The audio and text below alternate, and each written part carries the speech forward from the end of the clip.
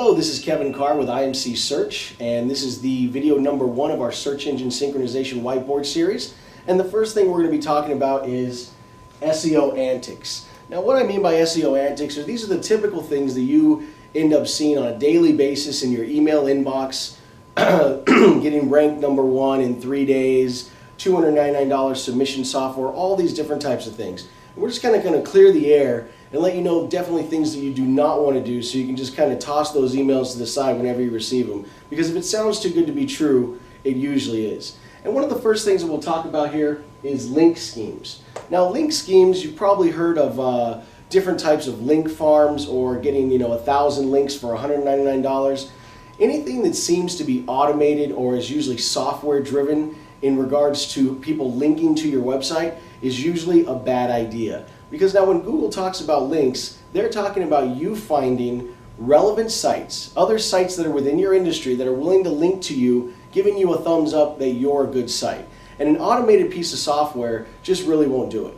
And a lot of people, I'm sure you've seen in your email box at one time or another, an email from somebody that says, hey, I'm the webmaster of abc.com, and I've put a link on our individual website. You can view it here. Please link back to us. Now, that's a reciprocal link, and reciprocal links used to work 2 or 3 years ago, but now the search engines don't even want to see those. So when you get those requests, you can just bypass them, because the only links that you want to your individual website are links from directories, blogs, articles, different types of things that we'll be teaching you in this series. And if it sounds too good to be true, it usually is. So stay away from link schemes. The next thing we're going to talk about here is hidden text. Now, hidden text is clearly in Google's guidelines a big no-no. So hidden text is when usually you see a website, you scroll down to the bottom, and then at the bottom of that website you see a lot of empty space. And then usually if you right-click and drag across that empty space, all of a sudden, if it's a sporting goods site, you'll see baseball bat all over on the bottom, all that hidden text. That is a big no-no. Google can pick that up right away, and that's a tactic you definitely don't want to use. Next thing we're going to talk about here is doorway pages. Doorway pages are basically, you might have somebody contact you. There might be companies out there that say, well, we're going to build 50 or 60 pages for your site that are keyword specific. And when people land on those pages, they're going to be redirected to your website. Again, that's another trick that basically tricks the search engine and the user to go to your website. So anything that's not directly on your website, anything that is that's on somebody else's site that pushes to your website, unless it's just strict advertising, you definitely want to stay away from that as well.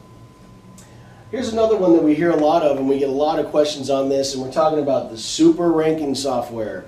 You run this software on your website, and from there it's going to input all your key phrases, and it's going to submit you to 500 different search engines. That's something you want to stay away from as well, because even in Google's guidelines, when you read those, the webmaster guidelines, they specifically even state an individual ranking software in their guidelines that you should not use. So they say any automated software that is used to build pages or used to submit to individual search engines is another really, really big no-no. So you want to stay away from that. And remember that your website needs to be for users and search engines alike. So when you're building content or you're doing anything on your website, you always want to think of it as, am I doing this just for the search engines, or am I also doing it for the actual users? Now, in search engine synchronization, basically, you're going to reap what you sow. There's a lot of work that goes into optimizing a site and making it correct, and you have to really become an information source for your industry. So you are going to be building a lot of content. We're talking about a lot of content for your specific key phrases. And you're also going to have to go out and find a lot of access points for people to get to that content. So we're talking about the links. This is all manual work. There's no piece of software out there that's going to magically get you there. So you're going to have to get in there, do the work, and then you're going to reap the results. And one of the big things that's happening right now is your competitors that are in the top 10, they're probably using a lot of old tactics, old SEO. Remember, here we're talking about search engine synchronization.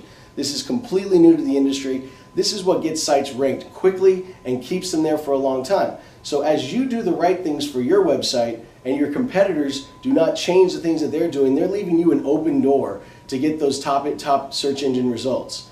Now, one of the things that we talk about in search engine synchronization is why it's the present and the future moving forward for the search engines. And the reason being is is basically you're building the right structure that the search engines are asking you for. So you're going in and you're giving them the links, you're giving them the structure of the type of website that they want.